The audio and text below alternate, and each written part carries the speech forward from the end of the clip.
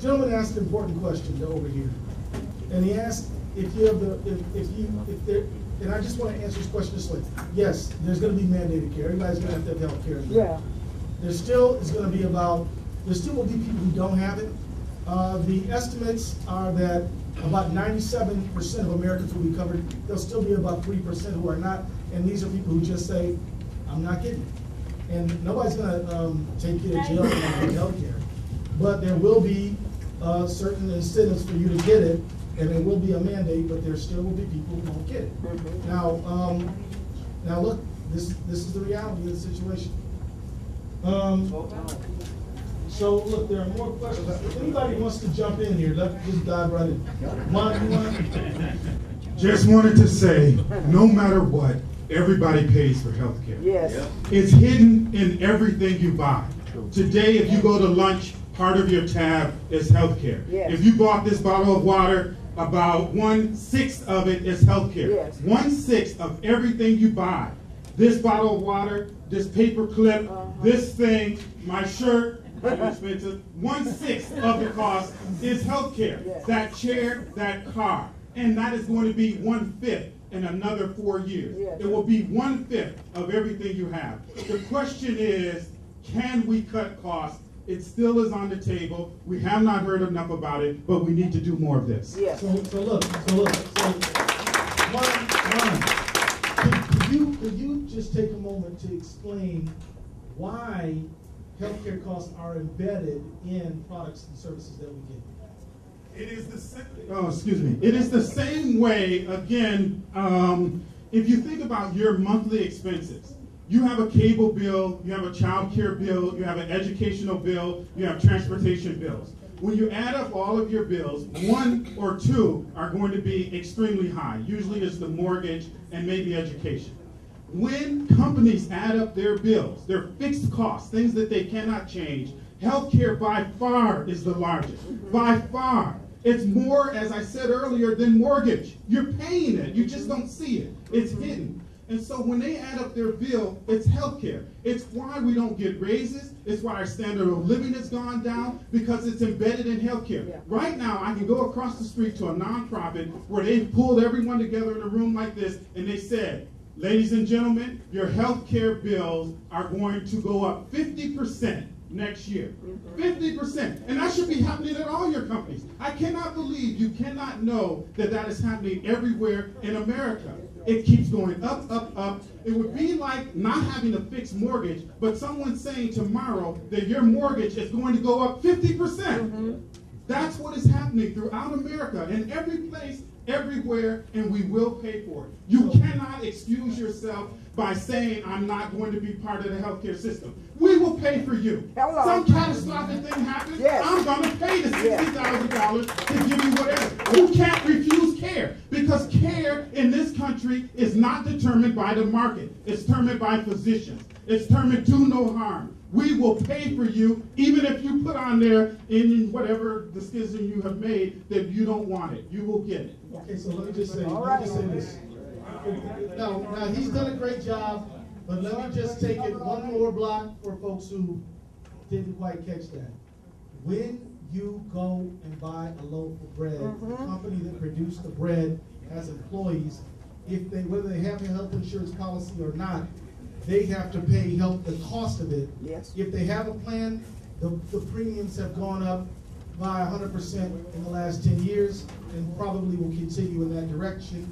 If they don't, then their people are going to the emergency room, and then you and I pay there. So you're paying for it no matter what.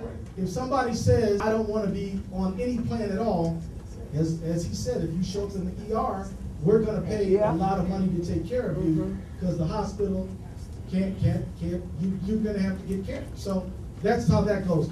Now, other questions that were raised, it's important that we try to answer everybody's question.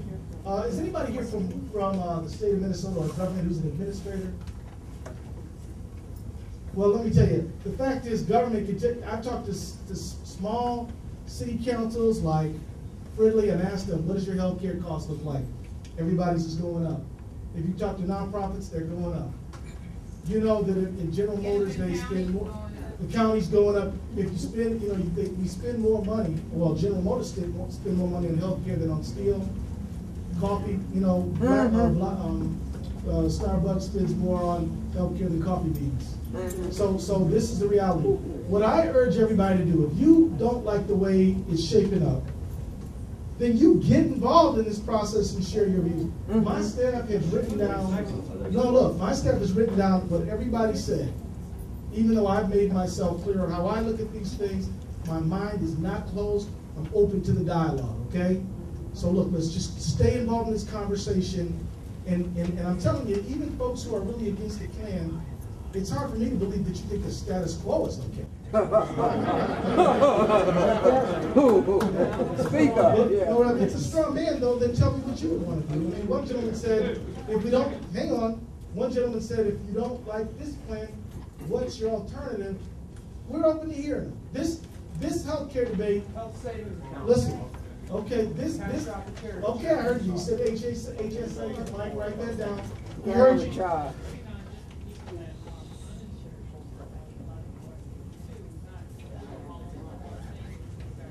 Well, let me just say this. Again, employer-based health care, despite what people say, is not going away. What we will do is we will say that they cannot deny you for a pre-existing condition. Okay. Yeah.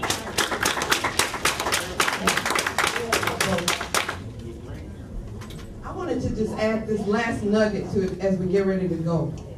The reason I know as a provider that the system is broke is that the premiums increase on everybody, even people who have medical assistance. They take more and more.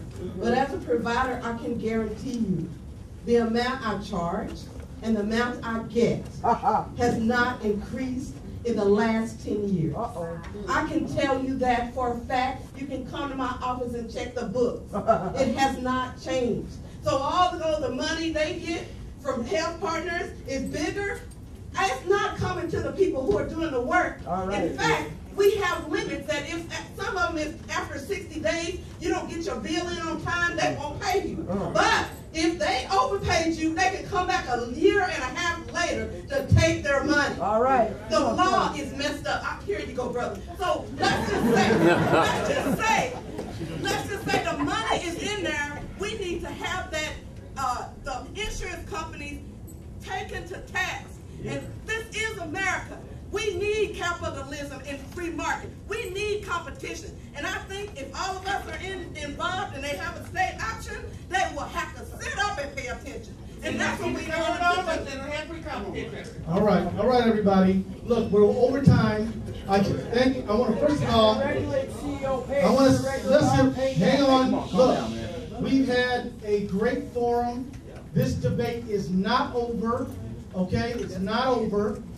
And I want to thank everybody who came for participating in this critical dialogue. I want to just say that, don't forget to thank the emerging leaders group. Oh yeah. This forum, hang on everybody. One gentleman in the back said, "Why are you having a forum here?" Because this is in the 5th Congressional District. But let me say this. There's a group of people, I have a lot of groups that advise me on things. One group is a group of folks who come together called the Emerging Leaders. You can join it if you want. And they asked to have a forum here, so we did. But we're going to do more, and maybe we'll take one lady's suggestion to do smaller groups about specific issues so we can get more dialogue in. We want to thank Stella Whitney West for allowing us to have this forum here.